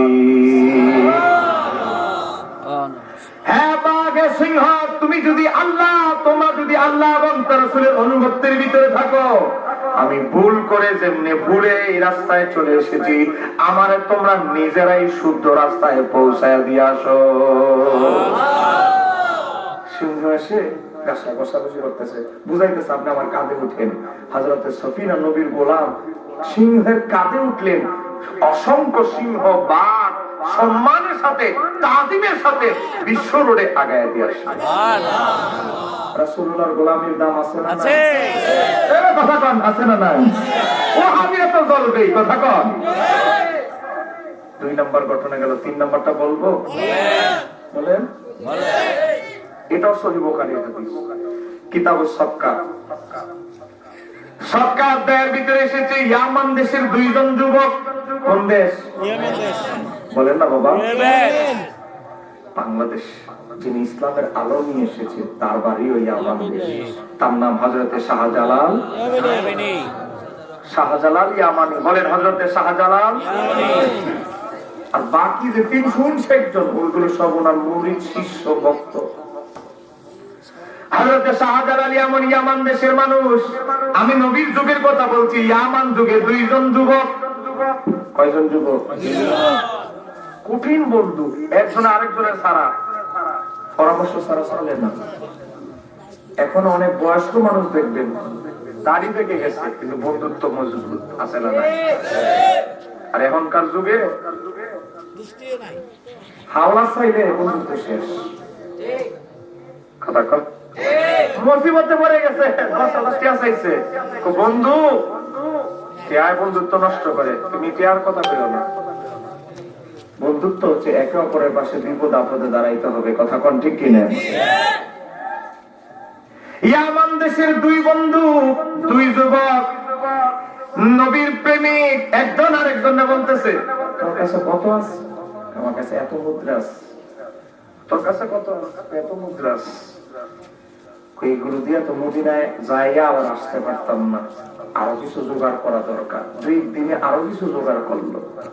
উদ্দেশ্য হলো এই টাকাগুলো দিয়ে মদিনায় যাবে, নবীরে একটু দেখবে, না দেখে কালেমা পড়ছে, নবীরে একটু দেখবে। ইয়ামান দেশ থেকে 2 জন যুবক, ওয়াজ মনে রাখবেন, যুবক কয়জন? ইয়ামান দেশ থেকে রওনা দিয়েছে মদিনা শরীফের উদ্দেশ্যে। নবীরে এক নজরে দেখবে, কালেমা পড়ছে, নবীরে না দেখা, নবীরে না দেখা কালেমা পড়ছি, এবার নবীরে দেখা কালেমা পড়ব। জোরে কোন সুবহানাল্লাহ। যেই দিন আইসা উঠছে এশারের আযান শেষ, ইকামত শুরু হয়ে গেছে। আল্লাহু আকবার, আল্লাহু আকবার। আর বাহি যাওন যেত না, মানুষ আবার মহিলারা আবার আযান দিয়ে দিতেছে। ইকামত শুরু হয়ে গেছে। হযরতে বেলাল ইকামত দেওয়া শুরু করে দিয়েছে। তড়িঘড়ি করে 2 বন্ধু ওযু সাইরা দেখে 2 রাকাত নামাজ নবী পড়ে ফেলেছে। বাকি 2 রাকাত নামাজ নবীর পিছনে পড়ে 2 রাকাত নিজে নিজে আদায় করলেন। আদায় করার পরে আল্লাহর হাবিব সাল্লাল্লাহু আলাইহি ওয়াসাল্লামের সাহাবীরা সিরিয়াল ধরছে, রাতে ঘুমাইতে যাবে, নবী থেকে বিদায় নেবে। রাত্রে বেলা বিশ্রামে যাবে, নবী থেকে দোয়া নিয়ে নিয়ে সবাই রওনা দিত। তারা হলো ভিন দেশের মানুষ, সিনার পরিচিত কেউ নাই, সিরিয়ালে ধরছে সবার শেষে। আস্তে আস্তে আস্তে আস্তে তারা যখন নবীর কাছে আসলেন, আমার নবী বলে তোমরা কোথায় থেকে এসছো? ইয়া রাসূলুল্লাহ, আমরা ইয়ামান দেশ থেকে এসেছি। মদিনায় কি তোমাদের কোন আত্মীয় আছে? ইয়া রাসূলুল্লাহ, আমরা মদিনায় আসছি শুধু আপনাকে দেখার জন্য, মদিনায় আমাদের কোন আত্মীয় স্বজন নাই, আপনি ছাড়া মদিনায় আমাদের কেউ নাই। একটু জোরে বলেন না সুবহানাল্লাহ। এই যুগে আপনি কুমিল্লা শহরে যাবেন, টেয়া হইলে তার জায়গার অভাব আছে? কথা কন নাকি? আর আধা ঘন্টা চলবনি বাবা, 33 বাজে, আর আধা ঘন্টা চলবনি। টেয়া হইলে তার জায়গার অভাব আছে? এই গ্রাম ওই কি কেউ যদি কয় ভাই আমি 500 টাকা দেব, তবে তোমার আলাদা একটা রুম হইল দাও ভাই, থাকতে দিবে। কিন্তু ওই যুগে অভাব ছিল মানুষের, সাহাবীদের মধ্যে থাকার সুযোগ ছিল, হোটেলের মতো সুযোগ সুবিধা ছিল না। এখন আল্লাহর হাবিব বললেন, আহা তোমরা এমন একটা সময় আমার সাথে সাক্ষাৎটা করছো, সব সাহাবী বাড়িতে গেছিলেন, কার বাড়িতে আজকে রাত্রে তোমাদের থাকার জন্য সুযোগ করে দিই? তোমরা আগে কেন দেখা করলে না? ইয়া রাসূলুল্লাহ, আমরা তো নতুন মানুষ, সিরিয়ালের ফেসে পিছনে পড়ে গেছি, আবার আমরা নামাজ আইসা পুরাপুরি পাই নাই, 2 রাকাত পাইছি। দেখতেছে 10, 12, 15, 20 জন সাহাবী বসা, সব ধনী, আবু বকর, সাআদ ইবনে আবি ওয়াক্কাস, আব্দুর রহমান ইবনে আউফ, ধনী যত সাহাবী সব বাড়িতে গেছে। আমার লুকি লুকি দেখতেছে, দেখতেছে কেউ এমন আসেনি, মোটামুটি পয়সাওয়ালা সম্বল আছে মোটামুটি, হ্যাঁ তাদের বাড়িতে পাঠানো যায়। দেখে সব অভাবী কোম্পানির মানুষ, কারে আবার খাদেম দিয়ে বলে, কারে মুসিবতে ফেলায়। তারপর আমার নবী বললেন, কেন কেন করতেছে? আমার নবী তার সামনে উপবিষ্ট সাহাবীদেরকে বলতে লাগলেন, তোমাদের মাঝে এমন কেউ আছো? আমার 2 ইয়ামান দেশ থেকে 2 মেহমান এসেছে, শুধু এক রাতের জন্য, আজকে রাতের জন্য মেহমানদারি করবা, এমন কেউ আছো? আগামীকাল আমি আমার কোন সাহাবীর বাড়িতে পাঠিয়ে দিব, আজকে শুধু এক রাত মেহমানদারি করবে, এমন কেউ আছো তোমাদের মাঝে? একজন আরেকজনের দিকে সবাই বসে আছে, অভাবী মানুষ। আমার মেহমান কাজকে এক রাতে মেহমানদারি করবা, কেউ আছো? একজন সাহাবী, আনসার সাহাবী, খেয়াল করলেন নবী একবার, 2 বার, নবী সব গুরুত্বপূর্ণ কথা 3 বার বলতেন, 3য় বার বলছেন, কেউ যখন সাড়া দেয় না, নবী চেহারাটা মলিন হয়ে গেছে। মানে এখন নবী চিন্তা করতেছে কার বাড়িতে পাঠাবে।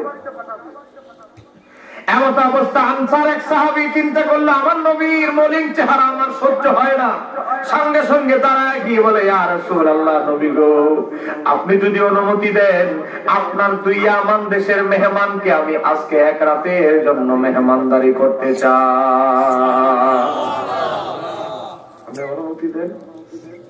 আমার নবী তাকায় বলে সত্যি কি তুমি পারবা?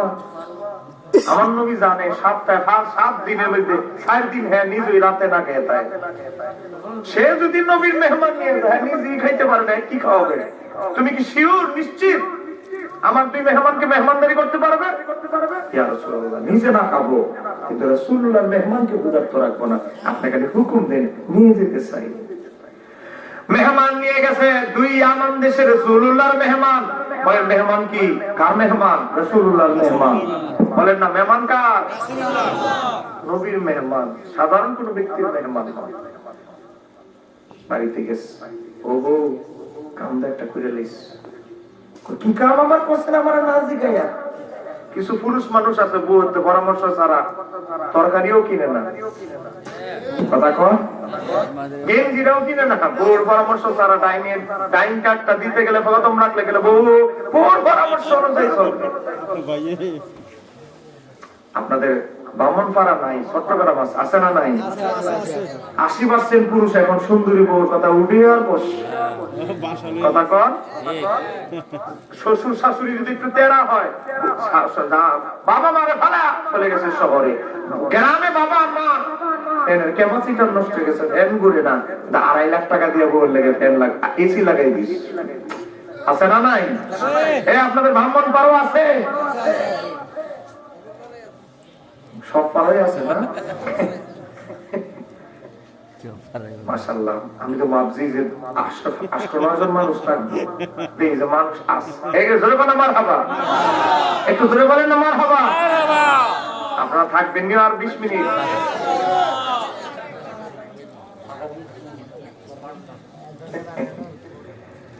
আমার গভীর ভাবে লক্ষ্য করেন, আল্লাহ হাবিব সাহেব, আল্লাহ হাবিবের আনসার সাহাবী বলো, ও ম্যাডাম সাহেব কামটা একটা করে লাইছি, তোমার না জিগায় এই কামটা করে লাইছি। কি কাম? আল্লাহ হাবিবের ইয়ামান দেশের দুই মেহমান নিয়ে আসছে, আজকে রাতে খাবে থাকবে। আর কামটা করছেন কি আপনি? কথা নাই বার্তা নাই, দুই মেহমান নিয়ে আসছে, নিজে খাবার নাই, আপনি মেহমান নিয়ে এসে তা আবার আল্লাহ হাবিবের মেহমান। ও বাবা রে বাবা, কি করবো এখন আমি, কি করবো? মহিলারা একটু তাফসীরটা একটু বেশি করে, শুরু করলে আমি না ওনা ফানা শুরু করলে আর বন্ধই করে না, কথা কম। যদি আসমানে ঠেলা করে তাও কথা বন্ধ হয় না, ঠেলা বিল্লি পারতো না, শুরু করছে তুমি থামো, আগে বলো। আমি এমনি এমনি আনি নাই, আল্লাহ হাবিব 1 বার 2 বার 3 বার জিজ্ঞাসা করলেন, কেউ নিতে রাজি হয় না, নবীর চেহারাটা মলিন হয়ে গেছে, এটা আমার হৃদয় মেনে নেয় নাই, এজন্য বাধ্য হয়ে আমি এনেছি। এখন তুমি বুঝছো? ও বুঝছি, ঘটনাটা বুঝছি। এখন কি হবে? পরে কি আছে? কতটুকু আটা ময়দা ছিল, এগুলো দিয়ে 2টা রুটি বানাইস। আমাদের একটা ছেলে আছে একটা মেয়ে আছে, ছেলেরে দিব একটা, মেয়েরে দিব একটা। আর আমরা পানি খেয়ে ঘুমাই যাবো, কত রাত আমরা পানি খেয়ে ঘুমাই, আজকেও পানি খেয়ে ঘুমিয়ে যাবো। এখন মেহমান 2 জনকে যদি 2টা রুটি দেই, বাচ্চাদেরকে দিব কি? বাচ্চাদেরকে যদি রুটি দিয়ে দেই, মেহমানদেরকে দিব কি? কারণ বাচ্চাদেরকে ম্যানেজ করা, ক্ষুধার্ত রাখা এত সহজ। কি করবো আপনি আমারে কোন? আল্লাহ নবী আনসার সাহাবী বলে, বিবি রে, বাচ্চারা এক বেলা না খাইলে মরে যাবে না, মারা যাবে না, কিন্তু রাসূলুল্লাহর মেহমানদেরকে ক্ষুধার্ত রাখা যাবে না। আল্লাহর হাবিব যদি কষ্ট পায়, আল্লাহ কষ্ট পাবেন, ব্যবস্থা করো। কি করবো? চুলার আগুন জ্বালা, খাবার নাই, কিছু নাই, চুলায় আগুন জ্বালাবো, কি করতাম?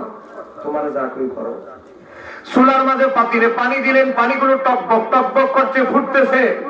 এবার বাচ্চাদেরকে দেখে ঘুম পাড়ানোর চেষ্টা করো, বাচ্চারা দেখো পানিগুলো ফুটতেছে, তোমাদের জন্য ফাঁক চলতেছে, আর তোমাদের জন্য ফাঁক যখন শেষ হবে ডাক দিব, এখন একটু ঘুমাও। ফুটন্ত পানির আওয়াজ দেখায়া বাচ্চাদেরকে ঘুম পাড়াইয়া দিল। একটু জোরে বলেন না সুবহানাল্লাহ। পর্দা দিয়ে দিলেন। আল্লাহ হাবিবের ইয়ামান দেশের দুই মেহমানকে দুই জনকে দুইটা রুটি দিয়ে দিলেন। আল্লাহ নবীর আনসার সাহাবী বললেন, ও আল্লাহর হাবিবের ইয়ামান দেশের মেহমানরা, দুইজনে দুইটা রুটি খান। আমরা তো হুট করে আইছেন, তো প্রস্তুতি নিতে পারি নাই, দুইজনে দুইটা রুটি খান। ইয়ামান দেশের দুই মেহমানের একজন বলে উঠলো, ও আল্লাহর হাবিবের সাহাবী, ও আল্লাহর হাবিবের আনসার সাহাবী, আমরা ইয়ামান দেশের মানুষ। আমাদের ইয়ামান দেশের মানুষের একটা বৈশিষ্ট্য হচ্ছে, আমরা যার বাড়িতে মেহমান হয়ে যাই, আমাদেরকে যারা মেহমানদারি করে তারা মেহমানদারি শুরু, তারা খাবার শুরু না করলে আমরা শুরু করি না। অতএব আপনার আগে খাইবেন, তারপর আমরা শুরু করব। সুবহানাল্লাহ। এখন বলেন, নবীর ওই যে সাহাবী এবং সাহাবীর স্ত্রী, তাদের সামনে কি কোনো রুটি আছে? রুটি আছে?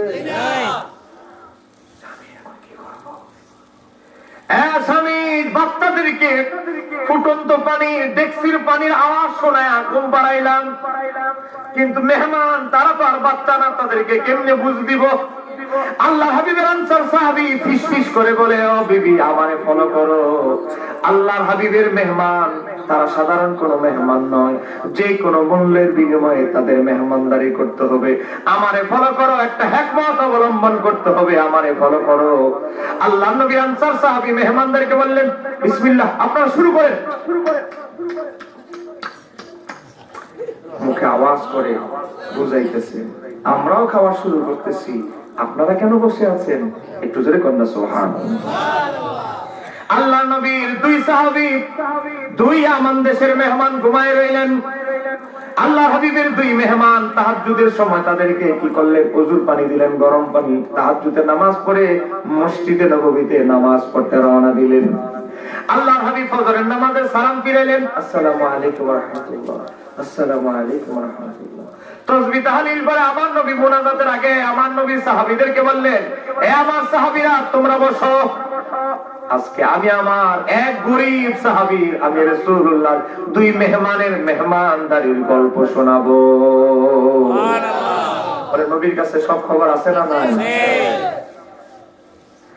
আল্লাহ হাবিব সাল্লাল্লাহু আলাইহি ওয়াসাল্লাম সাহাবী আবু বকর থেকে শুরু করে ধনাঢ্য সাহাবীরা বলে, নবীর মেহমান আসলো তো আমার বাড়িতে ফাটায়, অমুকের বাড়িতে ফাটায়, কোথা থেকে মেহমান আসলো, কি যোগে দিতেছে? দেখতেছে দুইজন বিনদেশী মানুষ, অচেনা মানুষ, বুঝছে এরাই রাসূলুল্লাহর মেহমান। মেহমানদারিটা করলো কে রে? আমার নবী বললেন, অমুক আসো, অমুক অমুক অমুক দাঁড়াও।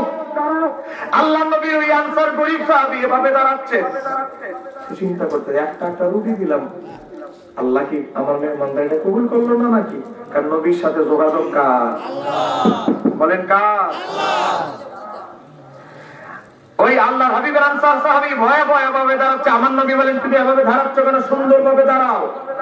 আমার নবী বললেন, ও আবু বকর, আমার ধনী সাহাবী উসমান, আমার ধনী যত সাহাবী, তোমরা যখন রাত্রে বেলা বাড়িতে চলে গেছো গত রাতে এশার নামাজ পড়ে, আমি রাসূলুল্লাহর মলিন চেহারা দেখে ইয়ামান দেশের দুই মেহমানকে সে এবং তার স্ত্রী এমন ভাবে মেহমানদারি করেছে, এমন ভাবে তাদের বাচ্চাকে ঘুম পাড়ায় দিয়েছে, এমন ভাবে মেহমানের সাথে আচরণ করেছে, মেহমানকে এমন ভাবে সন্তুষ্ট করেছে, আমি নবীর মেহমানকে এমন ভাবে আপ্যায়ন করেছে, তাদের মেহমানদারি দেখে আমার আল্লাহ তার কুদরতি সুরতে মুস্কি হাসি দিয়ে ফেলেছে। একটু জোরে বলা যাবে কি সুবহানাল্লাহ? আমার নবী বললেন, তোমার আর তোমার স্ত্রী দুইজনকে আমার আল্লাহ জান্নাতুল ফিরদাউস দান করে দিয়েছে। একটু জোরে বলা হবে সুবহানাল্লাহ। রাসূলুল্লাহর মহব্বতের মূল্য আছে না? আছে। রাসূলুল্লাহর মহব্বতের দলের নাম আহলে সুন্নাত ওয়াল জামাত। বলেন আহলে সুন্নাত ওয়াল জামাত। বলেন আহলে সুন্নাত ওয়াল জামাত কি কখনো নবীর সম্মানে বেয়াদবি করে? না। নবীর আবু জাহেলের সাথে তুলনা দেয়? না। এই কিছুদিন আগে এক টোকাই মুফতি ঢাকা যাত্রা বাড়ি বাড়ি কয়, কুল ইন্নামা আনা বাশারুম মিসলুকুম, হে হাবিব, হে নবী, আপনি বলেন আমি তোমাদের মতো মানে আবু জাহেল উতবা সাহেব আমার মতো মানুষ। আউযুবিল্লাহ। বলেন আমার নবী কি আবু জাহেলের মতো? না। বলেন আমার নবী কি উতবার মতো, কাফেরের মতো? না। তুলনাটা দিচ্ছে কই? চিন্তা করেন, খন্নাস ঈমান আসেনি? নাই। আবু জাহেলের সাথে তুলনা দিতেছে আমার নবীর। আমি মিথ্যা কথা বলি যে আমাদের ছাত্র ভাইরা তো তাদেরকে বলেন ইউটিউব থেকে বের করে দিতে। এই বাটপার বের হয়ে গেছে যারা আমার নবীকে টেনে হেসে আবু জাহেলের সাথে তুলনা দেয়। আচ্ছা আপনারা বলেন, আবু জাহেলের 2 হাত ছিল, আমার নবীর কয় হাত ছিল? 2 হাত। আমার নবীর আঙ্গুলের ইশারা 4 টুকরা হয়েছে, আবু জাহেলের আঙ্গুলের ইশারায় কিছু হয়েছে?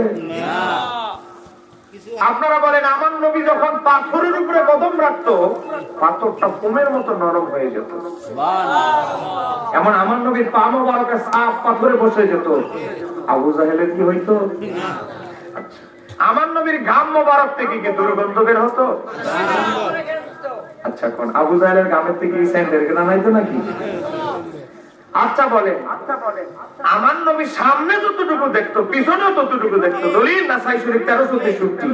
আমার নবী ইকামত শেষ হয়ে গেছে, মুসল্লিদের দিকে ফিরে বলে, এই সাহাবীরা কি মনে করো আমি নবী সামনে দেখতেছি, খালি সামনেই দেখি? আমি নবী যতটুকু সামনে দেখি যেমন পিছনেও ততটুকু দেখি। সুবহানাল্লাহ। কোন আবু জাহেলের বাপের ক্ষমতা আছে? এটা আবু জাহেলের তুলনা দিতেছে। এ বাবা, আমার নবী বলেন, আমি নবী এমন কিছু দেখি তোমরা যদি তা দেখতা তোমাদের চেহারায় হাসি থাকতো না, শুধু কান্না আর কান্না থাকতো। সাহাবীরা বলে, ইয়া রাসূলুল্লাহ কি দেখেন আপনি যা আমরা দেখি না? আমার নবী বলেন, আমি যদি এভাবে উপরে তাকাই, 7 আসমানের উপরে যে জান্নাত জাহান্নাম, রাআইতুল জান্নাতা ওয়ান নারা, আমি জমিন থেকে দাঁড়ায় আল্লাহর জান্নাত জাহান্নাম পর্যন্ত দেখতে পাই। সুবহানাল্লাহ। আবু জাহেলের চোখের কি সে পাওয়ার আছে? নবী কবরের পাশে দিয়ে হেঁটে যায়, কবরে আযাব চলে, সেটা তো নবী দেখে দেখে কি অপরাধের কারণে আযাব চলে একজন পেশাব পায়খানা পেশাব করে বানিয়ে নিত না। গোপালনগর এই ভাইরাস আছে না নাই?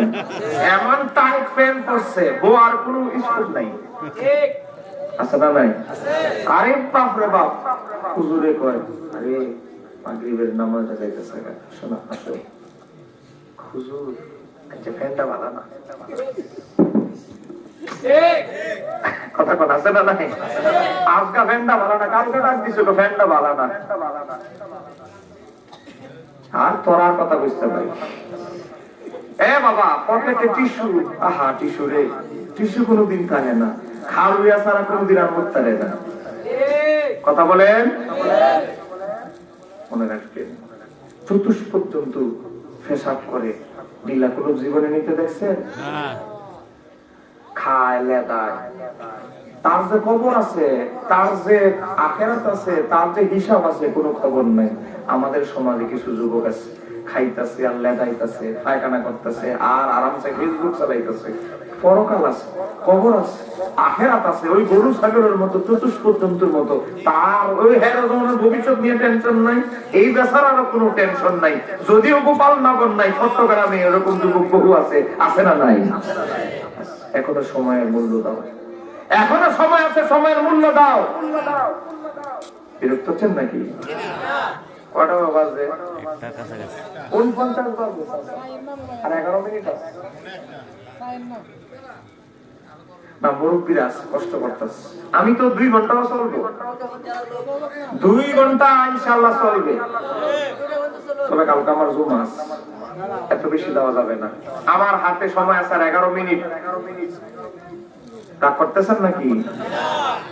কিছু কয়েকটা মাসালাতে যাব সংক্ষেপে, ফিতনার জবাবের জন্য। গভীরভাবে লক্ষ্য করেন, আমার নবী 2 কবরের পাশে দিয়ে হেঁটে যাচ্ছে, সহিহ বুখারী কিতাবুল জানাজার হাদিস। আমার নবী বলছে, আব্দুল ইবনে আব্বাস থেকে বর্ণিত, এই কবরে কেন আযাব হচ্ছে জানো? সে পেশাব করে পানি নিত না। এই কবরে কেন আযাব হচ্ছে জানো? এই লোক শুধু মানুষের গীবত করতো, চুগলখড়ি করতো, কথা একটা কানে আইলই কেমনে সাপ্লাই দিয়ে গন্ডগোল লাগাই দিবে। কথা কন, কেজি স্কুলে দিতে গেছে বাচ্চা, ভাবি কোন চিহ্ন মুখে ভূতের বই ঘটনা। কেজি স্কুলে দিতে গেছো বাচ্চা, তুমি কেজি স্কুলে বাচ্চা দাও, তোমার দরকার আছে আরেক ভূতের বইয়ের ঘটনা কও, কিচ্ছা কাহিনী কওয়া। মাশাআল্লাহ, গোপালনগরের এক মাথা থেকে আরেক মাথা ইন্টারনেটের মাধ্যমে গেছে গা। আবার মাঝে মাঝে দুঃখ সুখের কথা কওয়ার জন্য হোয়াটসঅ্যাপে গ্রুপ খুলে রইছে। কথা কোন আছে না নাই? ভাবি আপনার টিকটক আইডির নামটা কি? না না, আমার জামাই দুবাই, আমার জামাই মক্কায় থাকে, ওগুলো পছন্দ করে না। আর কি বলেন, আপনার জামাই কি এখন পাকিস্তান বলেন না মানুষ নাকি? দেন আপনার একটা, আমি টিকটক আইডি খুললে দিই, ফিরিপ করে টিকটক আইডি খুললে দিস, 3 দিন পরে দেখা আপনার কত ফলোয়ার্স হইছে? না না না, আমার স্বামী শূন্য অনেক দমক দিছে, টিকটক আইডি খুলছি কেন? কারে আপনার স্বামী কত কথা কইব? এটা শোনার টাইম আছে? হ্যাঁ, আপনি ডিজিটাল যুগের মেয়ে, আপনি একটা শিক্ষিত মেয়ে, ডিগ্রি পাস। কয় কেমনি ভিডিও করতাম, বই না আমার একটু শিয়াই দেন। কয় সাধু যাইবা, কোথায় যাইবো? হ্যালো গাইস, দেখেন আমার টমেটো গাছ, টমেটো গাছে ফুল ধরেছে, ভিডিও বানাইছে। আবার একটা ভিডিও বানাইছে, হ্যালো গাইস দেখেন আপনাদেরকে কয়েকদিন আগে আমার বাগানটা দেখিয়েছিলাম, দেখেন মরিচ গাছ লাগাইছে, মরিচ গাছে ফুল ধরছে। এখন টমেটো ফাইটে গেছে, মরিচ ধরছে, মরিচ বড় হয়ে গেছে। শেয়ার দিয়া পাঠাইছে, কি রে এটা কি আমাদের ভাবি নাকি রে? বেচারা সিন নাও না, আমার বউ হাত মলতে পরে, আমার বউ টিকটক করবো রে, নিজের বউ অস্বীকার করে বসছে, কারণ লজ্জায় কথা না কেন? এত বলার পরেও আমার আল্লাহর কিছু বান্দি মানতে চায় না, টিকটক খুলবে, ভাইরাল হবে, তার এত ফলোয়ার্স থাকবে, এটা তার একটা প্র্যাকটিসের ব্যাপার, প্রেস্টিজের ব্যাপার। এই কথা কোন আছে না নাই? মাছ কিনতে গেছে, ভাই আপনি একটু ধরে রাখেন তো, মাছের ভিডিও ছাড়ে।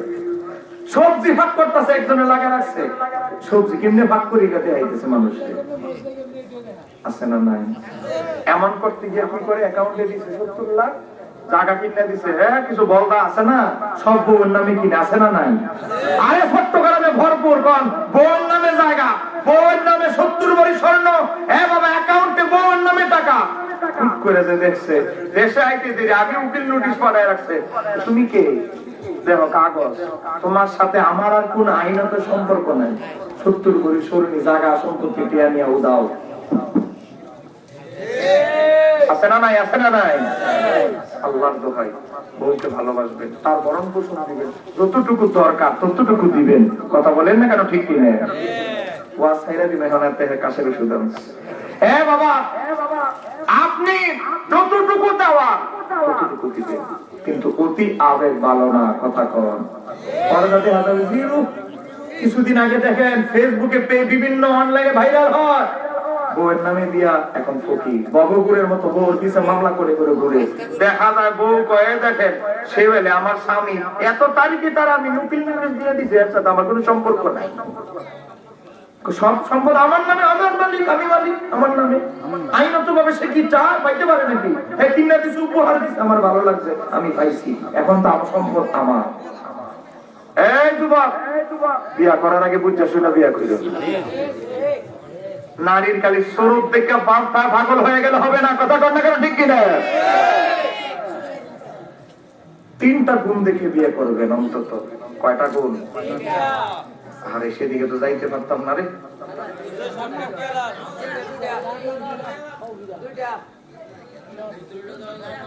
না না, আমার শাশুড়া কষ্ট করতে